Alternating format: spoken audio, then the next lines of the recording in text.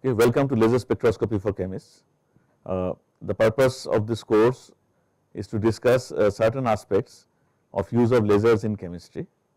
We will mainly focus on ultrafast dynamics, but we will talk about other applications of lasers in chemistry as well. So, to start with, what you see here is going to be our main textbook. It is available in the library, you can issue it, and I have a copy as well. Right. So, to start with, we all I think know what the properties of laser are. When I was a child or when I was in college, lasers were a novelty. Many of us had not seen lasers. The only lasers we saw were the laser guns in Flash Gordon movies or Star Trek or some such thing. But then the world has moved. You have lasers everywhere. Right here, you have a laser. So, you very well know what the properties of laser are. You can see the laser light and you can tell me perhaps some of the properties. So, Vikas, can you tell me some properties of this laser? Monochromatic, it is colored light, right? Unlike the light that comes out of tube light, it looks colored. So, lasers are monochromatic. Later on, when we talk about ultrafast processes, we are going to say that lasers may not always be as monochromatic as they think they are, but still some element of color will always be there. So, monochromaticity is a property. Anything else? Intense, of course. So, I can see this light. Even though so many lights are on in this room, I can still see this colored green light that is there.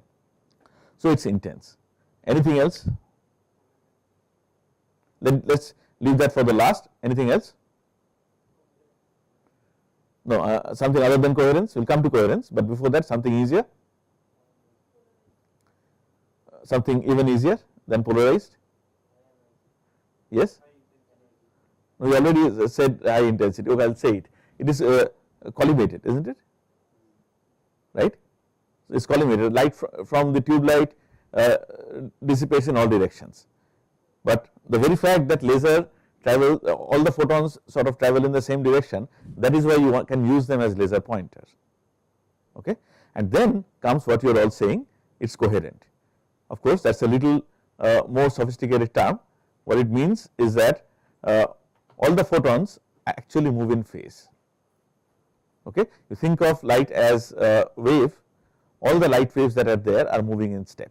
That is the meaning of coherence, and coherence also has a very important role to play in some of the applications we are going to discuss later on. But for now, these are the properties, and one thing that we did not say is that laser is capable of pulsed operation. I hope you all understand what the meaning of pulse is. Pulse means light goes on for a very small amount of time and then it remains off, and then after a while it goes on again. So, for those of us who have worked in our lab, we very well know what the meaning of pulse in its truest sense, but for beginners, all of us have actually seen pulse in everyday life. Can you tell us some examples of pulse that we have seen outside the lab? It is monsoon season, so in this season. Lightning. Lightning is the perhaps easiest example of a pulse of light. It goes on for a short time. It is different from the pulses of light that we use in lasers, because these lightning bolts are not correlated. You can have lightning now, then after a few seconds there is no correlation between one lightning bolt and the other. Or you can think of, but if you think of isolated flashes, pulses, then lightning bolt is definitely a pulse. It is just that it does not repeat at a regular interval, unlike laser. Anything else? Some man-made pulse of light that we have all encountered. When you take photograph using flash, that is also a pulse, right? Now flash is there even in your mobile phone camera, right?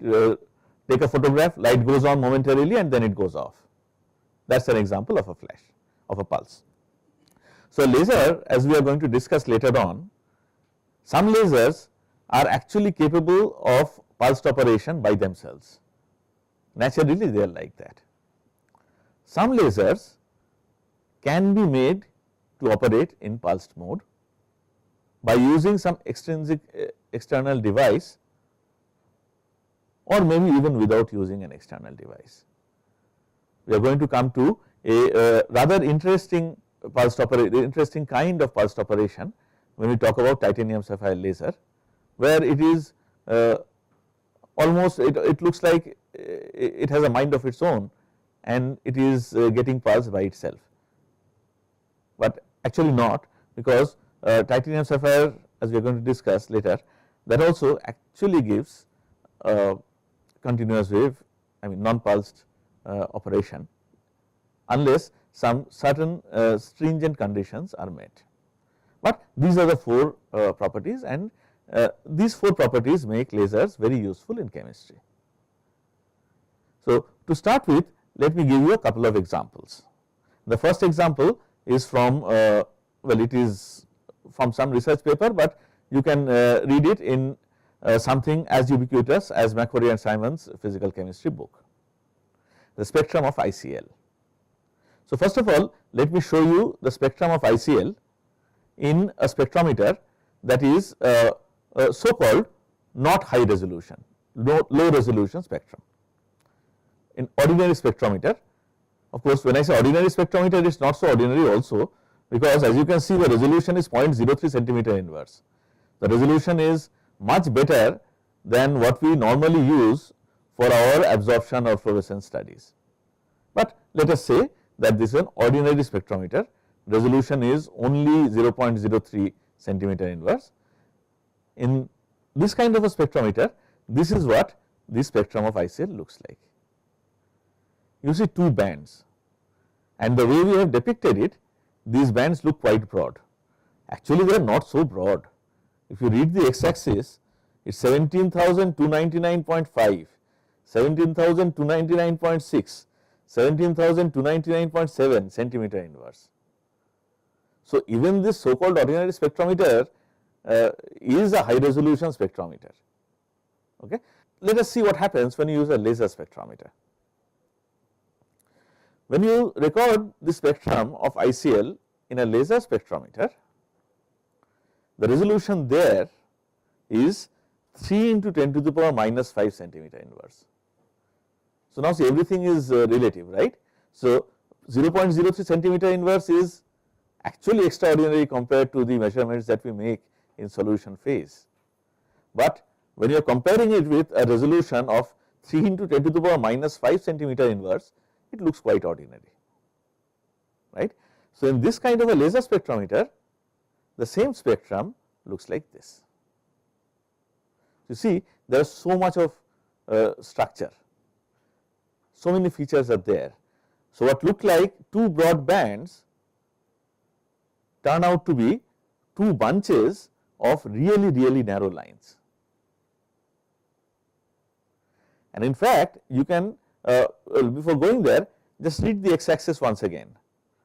Now, it reads 17,299.449, 17,299.607, 17,299.766, which means instead of going to the first place of decimal, we have accuracy up to third place of decimal. In fact, you perhaps appreciate it better if you zoom into it a little more, zoom into this small region denoted by the dashed lines, and that this is what you see. Now, look at the x-axis, 17,299.685, 17,299.690, 17,299.695. That is the kind of resolution that you can get if you use a really monochromatic laser. Point to note, not all lasers are monochromatic to this order, and sometimes you might want lasers to be not so monochromatic, but this is one application, the first application that we start with for lasers, where monochromaticity is used to the maximum possible extent. It is difficult to imagine that it can get any better. If you try to get resolution better than this, perhaps you will be limited by what is called natural line width. So, this is as good as it gets.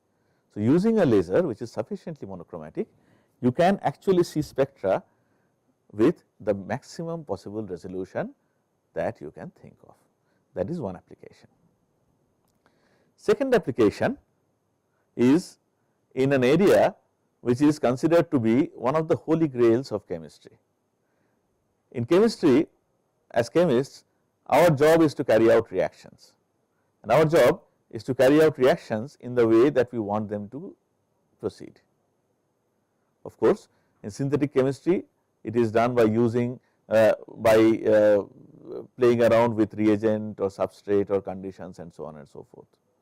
But one of the holy grails that has remained almost elusive over the last few decades in chemistry is that can we make a reaction go in a particular direction at a molecular level, at a very, very fine level, and some success has been achieved in controlling the reaction path using lasers. And I will not give you an example here, but I will just tell you the theory of it, how it can happen. To do that, we will need to invoke what is called potential energy surfaces. A potential energy surface basically tells us what kind of energy barrier is involved in the reaction depending on which path it takes, and the way we have drawn it here is contours. So, in these contours the reactant is here in the bottom right hand part, the product is in the top left hand part, and these lines of contours denote increasing values of energy. So, as you see, the reactant is in a minimum, the product is in another minimum. So, as you go from reactant to product, as we know, usually you are going to encounter a reaction barrier, which means if you think in terms of energy, the energy of the system will keep on going up, up, up until you reach a maximum, and then it goes down as you proceed towards the product. So, in this plot, this is how it is drawn. So, it is like a mountain, right. So, you go up, energy keeps increasing until this point, after which energy keeps decreasing, and intentionally reactant product channels are shown to be perpendicular to each other. So, you can think of this diagram as a mountain, right, in which this is a minimum, this is a minimum, and the path is you keep going up, reach a maximum, this is called a saddle point, and then you go down this path to reach the product, right. So, this point here is called the saddle point. Look at this point, if you go in any direction, what happens? If you go towards the reactant, do you go up or down in energy? You go down. If you go towards the product, do you go up or down? If you go in a perpendicular direction, then you go up. Okay. See, this is small energy, this is small energy, this is the next contour, which means it is even higher energy. So, you need to visualize this. So, it is like a path, it is sort of a pass in the mountain. Okay. You go up, turn right, and then go down, and if you go in perpendicular direction, you have walls of a mountain. So, it is like a pass in a mountainous terrain, alright. Why is it called a saddle point? Why is this called a saddle point? Because it looks like a saddle. Here, if you have seen a saddle, if you want to sit on a saddle, well, your legs will be on the two sides, so you go down, and you do not want to fall from the horse, so the saddle goes up in front of you and behind you. So, that is what this place looks like, that is why it is called a saddle point. Okay. Now, this is a potential energy surface. The way I have drawn it here, it is an attractive potential energy surface, which means the saddle point occurs quite early in the path of the reaction. The other opposite example would of course be a repulsive potential energy surface, which means the saddle point occurs quite late in the reaction path. Now, depending on what kind of potential energy surface it is, your reactant has to behave differently in order to reach the product. Okay, let us see how. Let us say this is a reactant, and now it is easiest if you think of the reactant to be a ball that is rolling up and then rolling down. You give it some energy, it rolls up and then rolls down. Suppose we start in such a way that the reactant does not vibrate. Does not vibrate means it goes straight. What will happen? Will it cross the barrier? Let us see what happens. Let us say first the reactant is vibrating. Then what happens is, now try to visualize the picture. You have this path going up and down, and the saddle point is quite early. If the reactant vibrates, then it will go up and down the path, and finally it will come back like this, right. What happens if it does not vibrate? then it goes straight, and then it has a chance of crossing the saddle point. Moreover, once it crosses the saddle point, so it is like it goes straight, hits a wall, so goes up a little bit and comes down. So when it comes down, in the direction of the product, it is going to oscillate like this. Okay. So if you want, if you happen to have an attractive potential energy surface, and if you want the reaction to happen, then you want the reactant to not vibrate at all. It should only have translation energy, no vibration energy, right. What happens if the potential energy surface is repulsive in nature, where the saddle point is more towards the product?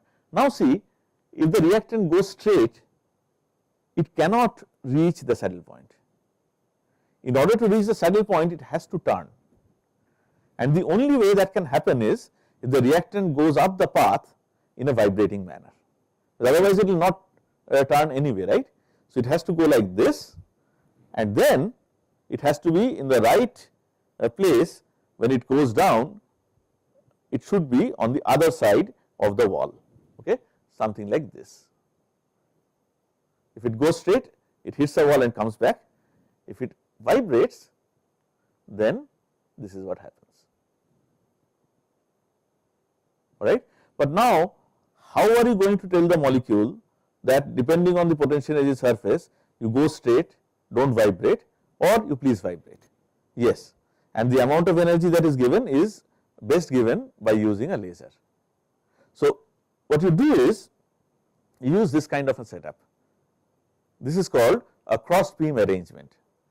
Cross beam experiments are nothing new, they are quite classical, and they were first designed so that you would have two reactants coming in two directions, gas phase reaction, they would collide and then the product would be formed.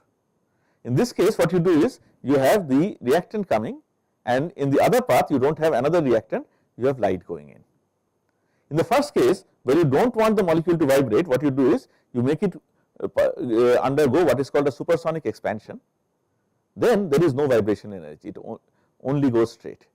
If you want it to vibrate, you excite it with an IR laser of appropriate frequency.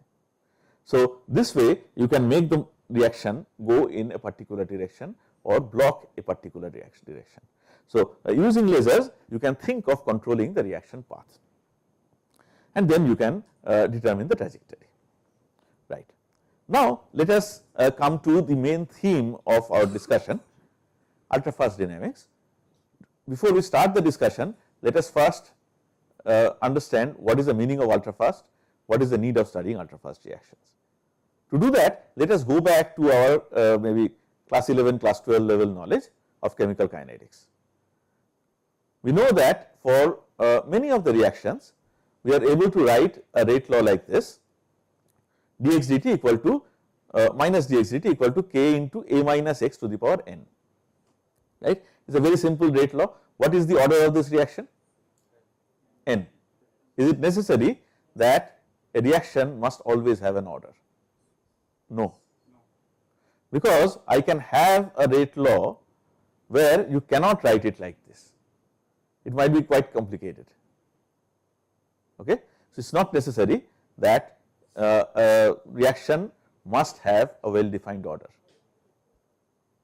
Okay, if you can write the rate law like this, then n, the exponent, is the order of the reaction. All right. Okay, and what is k? Rate constant.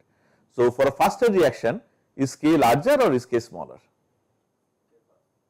K larger, right. So suppose I give myself this challenge that I want to know what the k will be for the fastest possible chemical process. Let us see if we can get there. But before that, why do you even need to know n? K you have already told me. Rate constant k tells us how fast a reaction proceeds. What does n tell us? I mean, it tells the order, n is the order, but why do you even want to know n? How many molecules are reacting might be a little dangerous. It is not always correct. So remember, the definition of order is the exponent n to which you have to raise this concentration, if it can be written that way, that is the order of the reaction. Okay. So, what does it tell us? Why do we even study chemical kinetics? The answer is mechanism, right. We talk about so many kinds of mechanisms, SN1, SN2, E1, E2. How do you know which mechanism is being followed?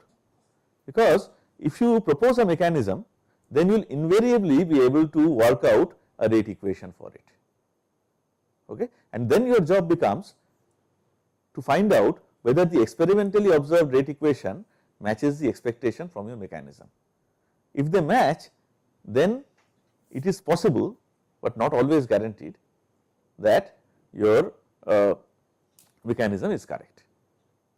Okay. That was a little bit of a digression. Let us come back to this.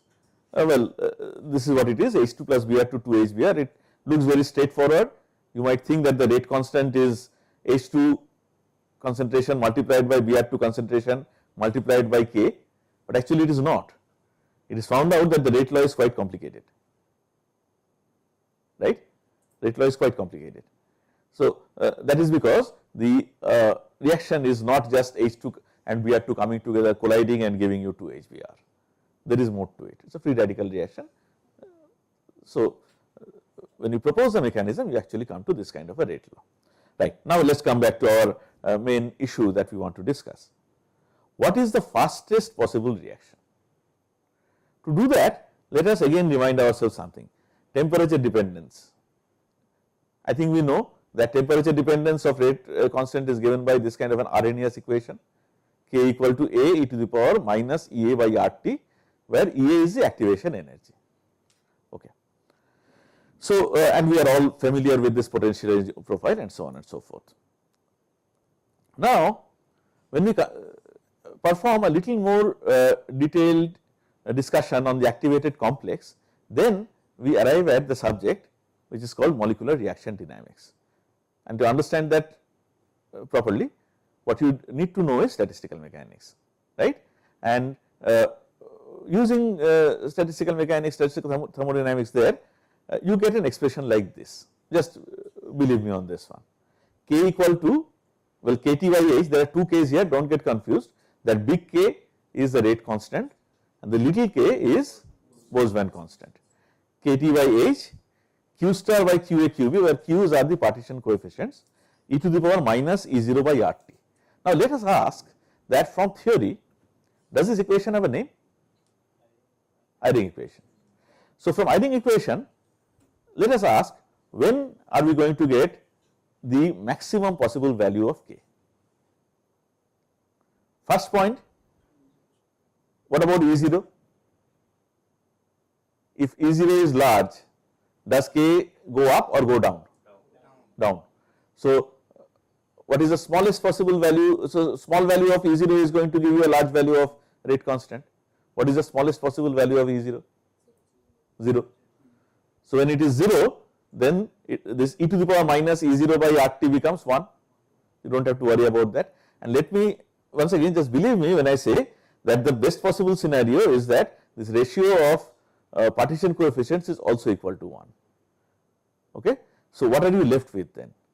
You are left with KT by H. KT by H is the maximum, the largest value of rate constant that you could get. Okay. And at room temperature, this turns out to have a value of 6 into 10 to the power 12 per second. Okay. So theoretically, this is the limit. You cannot have a rate constant that is larger than this for a chemical process, and this is something that we would better remember when we do experiments like fluorescence quenching, because there are many reports in which bimolecular quenching constants of 10 to the power 13, 10 to the power 14 per second are reported. They are all unphysical, they are wrong. Those values come because something is wrong with the model that is being used, but we will come to that later. So, this is the largest value of K you can get. So, what is the smallest time that would be associated with the chemical process? Inverse of this, okay. Inverse of this turns out to be 170 femtosecond, right. So, this is sort of the limit, and that is why we want to study what is called femtochemistry, because if we have an instrument that allows us to study a process that is as fast as 170 femtosecond, then we will be able to study all chemical kinetics that is there. You do not need anything faster than this in chemistry. Of course, nowadays people do attosecond spectroscopy, but that is not chemistry, that is beyond chemistry. Okay. So, this is what we learned, that what is the limit of time constant or rate constant in chemistry. The fastest chemical process takes place in about 170 femtosecond, that is the expectation. And there is another way of arriving at it. What is the fastest possible chemical process you can think of in generic, very generic terms? Bond breaking, right? Breaking of a bond. Now you have a very too simplistic way of calculating this as well. If you want to know how much time it takes to break a bond, well, atomic motion is typically associated with speeds of 1 kilometer per second, and a bond is typically about 1 angstrom, right? So, if you can move the atoms by 1 angstrom, then the bond is broken. As I said, this is a very simplistic way of thinking of it. The earlier one was better. So, what is the time taken? If speed is 1 kilometer per second, what is the time taken to travel 1 angstrom? The time turns out to be about 100 femtosecond. Okay. So, even though this is a very coarse way of thinking of it, the number we get is not very different from the number that we get from Eyring equation. So, we say 100 femtosecond, 150 femtosecond, that is the kind of capability that we need if we want to actually see a bond break. Okay. So, that is what takes us to ultrafast dynamics. That is why you want to study ultrafast dynamics, so that there is nothing in chemistry that you cannot study. Okay. How do you follow such a fast process? The problem is you cannot use a stop clock.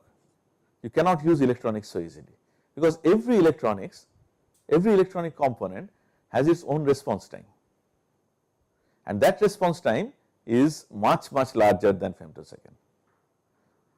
So, even before I go to femtosecond, the easiest way of doing it is to create, well, let us say, is to disturb an equilibrium. You have a system in equilibrium, you disturb it. How do you disturb it? We have already discussed pulses of light, and remember, lasers can have pulsed operation. So, you use a suitable pulse to disturb the equilibrium. If I put it in a very simple way, use a laser pulse to create an excited state population. Okay? And then what will happen? That population is going to decay. Right? If you can somehow follow this decay of population in time, then you can find out the rate constant or time constant associated with it. Okay?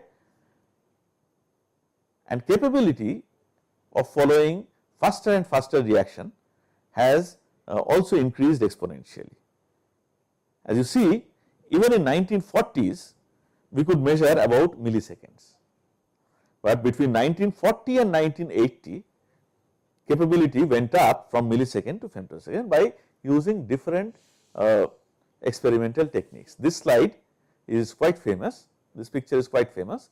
It is called the arrow of time, and it is taken from the Nobel lecture of Professor Ahmed Zuel, who got Nobel Prize in 1999 for, well, we see for what. So, this is the idea. You need pulse excitation, you need to produce an excited state population or a disturbed population or something, and then you measure the relaxation time. How you do that? We will come to it one by one. But let us end today by showing one of the pieces of data that won Zuel Nobel Prize. You do not need to understand what this means right now, but what it says is that he could sort of take snapshots of the bond actually breaking, and the way he could do it was by using very intense ultra short pulses of light. Okay? And here you can see these oscillations, right? These oscillations come because of something called wave packet dynamics. That is where this thing you are saying coherent, that is where coherence of laser becomes very important. Okay? So, this is what we will study over the course slowly, step by step.